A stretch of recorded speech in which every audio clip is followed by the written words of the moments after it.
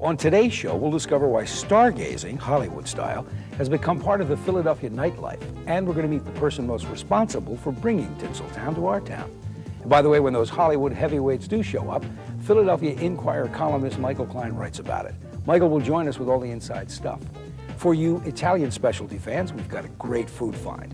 And of course, our featured review this week, Old City's Fork. So stick around. We think you're going to like this show. I'm Eileen Brady with the review. Everybody thinks of cheese when they hear the name DiBruno Brothers. Chefs use it in their restaurants and home cooks can't get enough of it. But today's food find's not about cheese, but DiBruno's incredible selection of prosciutto, Italian ham. Let's go on inside. I'm here to check out your incredible selection of prosciutto. Did I say that right? That's right. Prosciutto is correct. Okay. Wow, this is awesome. What do we have here? What we have here is a selection of 3 different prosciuttos. We have a Rotondo Dolce, a prosciutto di Parma, and a Serrano Hamon. I didn't know that there were so many different varieties. the Parma is the most well known. It's a cured meat, yes. Okay. Generally, what they do is they cure it. It's cured for at least 300 days. Okay. Salt it, rub with salt, and then in order to be considered Parma, the pigs have to come from the region of Parma. Oh, I never knew that. Yes. That's interesting. And they're actually fed the whey from the Reggiano Parmesan, which I'm sure everyone knows. Right. We consider the king of cheese. Right.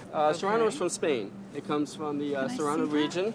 It's generally, it's cured also. That looks a lot different than the previous. It actually is. What they do is really it's beautiful. pressed a little more than the Parma is. It's actually dried. It's much more so than the Parma prosciutto. Okay. And would you use this exactly the same way as you use the other Parma? Exactly. Okay. The difference between the two is the Serrano tends to be a lot sweeter than the Parma prosciutto. Oh. Today we used in a little hors d'oeuvre canopy, which is a Serrano Hamon, a charred tomato basil chutney on manchego cheese, which is also from Spain. That looks wonderful. Can I try one? You certainly could try one. You could try one Thank of each you. if you like. Oh my gosh, look at this. You have this already set up for me. Absolutely. This So is the with this Serrano one, with I'm the just gonna chutney. try. Just take the whole Okay. cheese. Yep. As you can see, it's used in a myriad of Oh, that's different wonderful. That is really wonderful. Finally, we And have something called Rotondo prosciutto. There's much more moisture in the prosciutto because it's not pressed as much. So it tends to be sweeter. Again, like I said, a lot more moisture, so it's a lot silkier to the tongue. As you're eating it, it just melts in your mouth.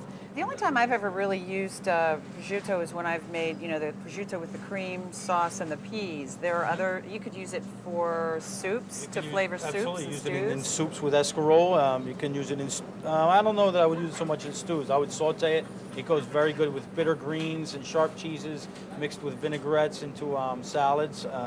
I've even seen it wrapped on fish. Anywhere you use any pork and salt products, anywhere you use bacon, ham hocks, smoked turkey wings, anywhere you would use any of those products, you could replace with prosciutto. Well, thank you so much for sharing all of this information with us today, and we'll look for you on the review. Thank you very much. Great. Thanks. All right.